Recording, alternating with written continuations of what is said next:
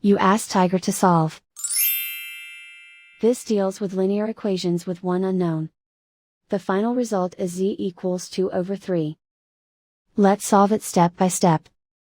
Simplify the expression. Group like terms. Simplify the arithmetic. Group all constants on the right side of the equation. Subtract 2 from both sides. Simplify the arithmetic.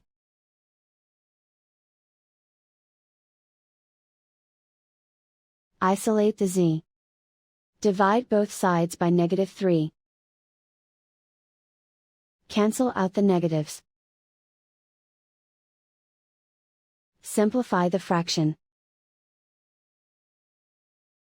Cancel out the negatives. And so the final result is z equals 2 over 3.